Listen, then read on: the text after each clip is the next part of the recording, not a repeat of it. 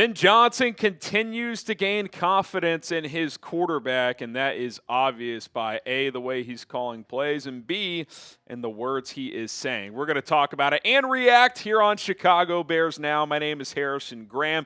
Before we get to just that, I would encourage and invite you to subscribe to the channel. We got 130,000 strong, almost 131,000. That's our goal. I'd love to get there before kickoff on Sunday. Hell, could we get there today? Big challenge. We publish daily content, at least 2 long-form videos per day. We go live 3 times per week, every Monday, Thursday, and game day. We publish daily YouTube shorts as well. All kinds of content coming at you here on Chicago Bears Now. Join the movement. Join the family. Bears Now by Chat Sports. Hit the subscribe button. All right. Ben Johnson on Caleb Williams, specifically on calling plays for his new quarterback. He says it's fun. I don't have to be perfect as a play caller, and I've always tried to be that, where you get the primary receiver open the majority of the time. I don't feel that necessity anymore. He has a way where if number 1, talking about the first read, is open, he'll take it. And we're getting to where he's progressing to read 2 and 3.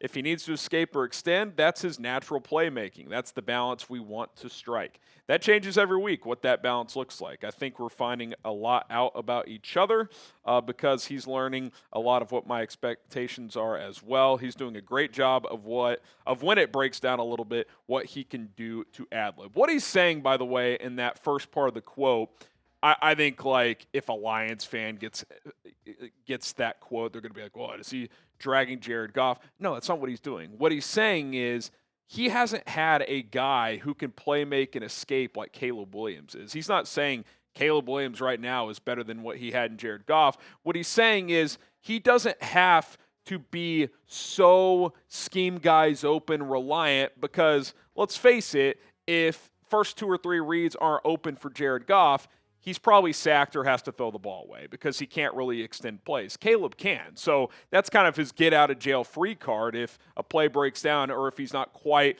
as quick as an advanced veteran quarterback. Well, he can at least play that get-out-of-jail-free card, and I think there's been a good balance so far of not overplaying that hand, but obviously going to that tool in the toolbox when he needs to. But most importantly, which we're going to dive into, the ability to play on time and within structure has improved quite a bit so far under Ben Johnson. And that's kind of what this marriage we envisioned was right. Number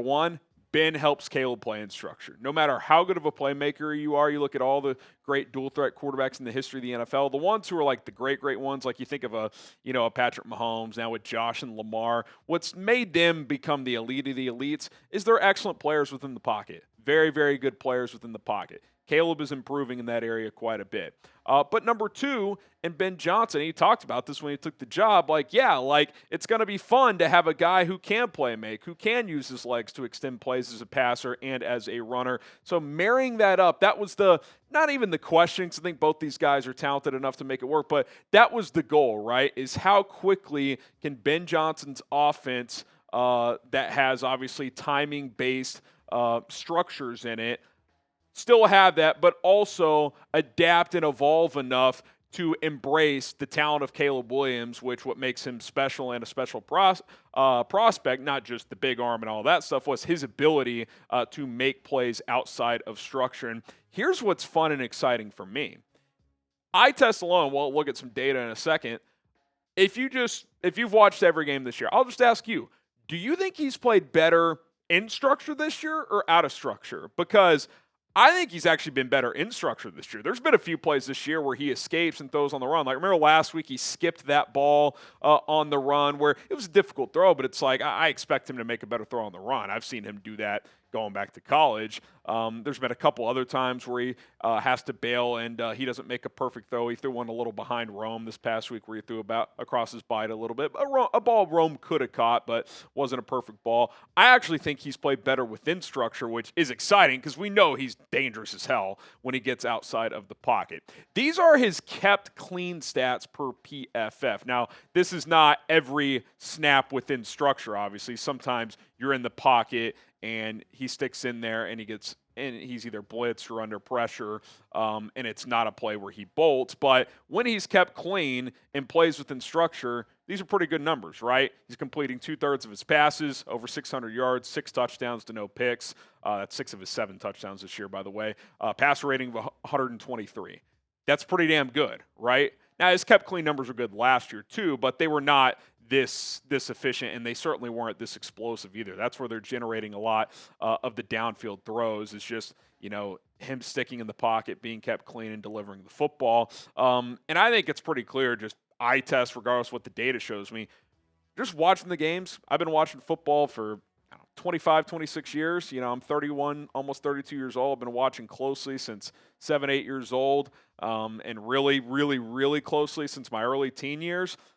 Eye test tells me he's been much more calm and comfortable in the pocket the last 2 weeks. I'm not seeing happy feet. The footwork is crisp. The base is much better. We talked about that last week, even the blowout loss. It's like, okay, he's delivering more accurate strikes because he just looks more calm. He's trusting the protection, which that's a big part of this as well, which we will get to that here in just a moment. I want to ask you guys, are you buying Caleb Williams' improvement in the last couple weeks?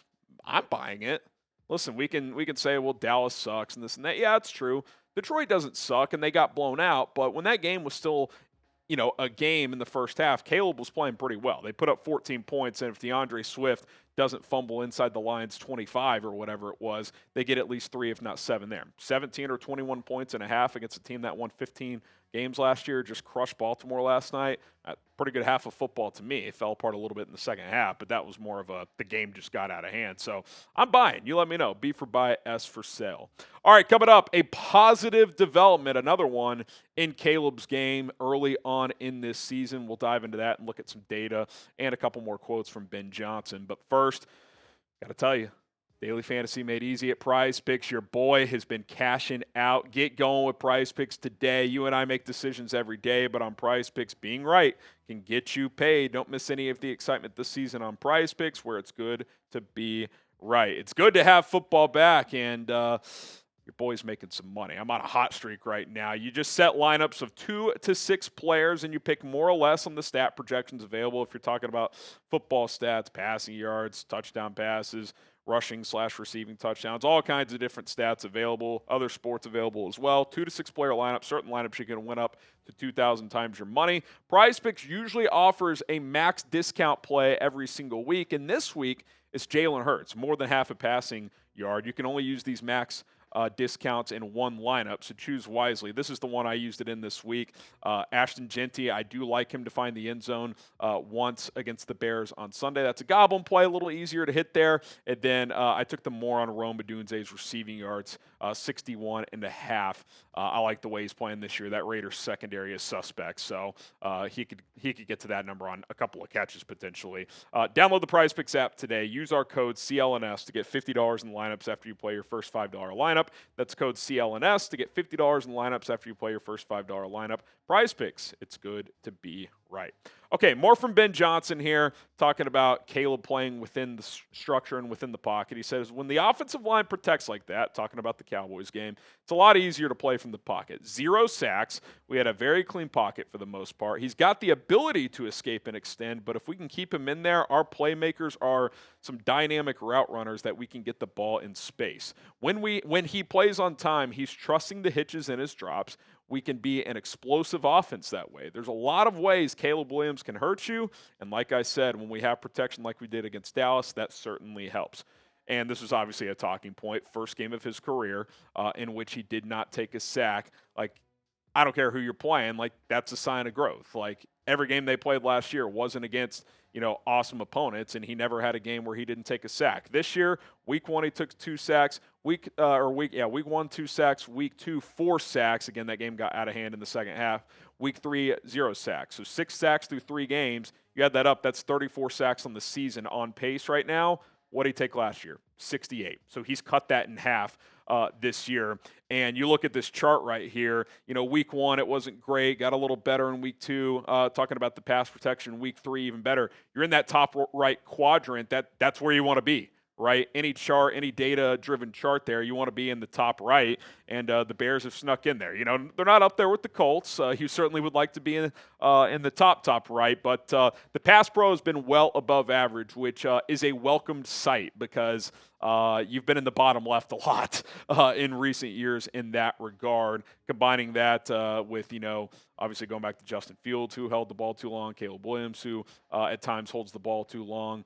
So being in the top right is very, very nice to see. But more important than that, it's not just the improved pass pro.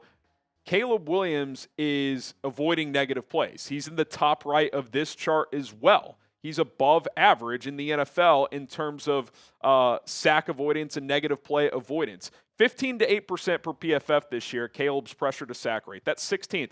Middle of the pack among starters. That's a good number for him compared to where he was last year. 28.2% in that same stat in 2024. Again, talking about 3 games, these numbers can fluctuate as the season goes on, but you're seeing a lot of improvement in a lot of different areas, which that's nice to see, right? You'd be happy if he's improving in one area at a time, but he's improving in multiple areas at a time, which is why you're seeing a more confident, more comfortable quarterback early on this season. And just, again, a lot of this, you're looking at charts. It's data driven, right? But football too is just a feel sport. It's an eye test sport, in my opinion, especially watching quarterback. It's yeah, we can look at stats and those are important, but we also can just watch the games. And this is what drove me crazy about the Bryce Young propaganda down the stretch last year. It's okay, did he have nice moments? Yes, but these nerds who were yeah, well, in this advanced metric, he ranked 12th in the last 8 games. It's okay. But if you watch, are you blown away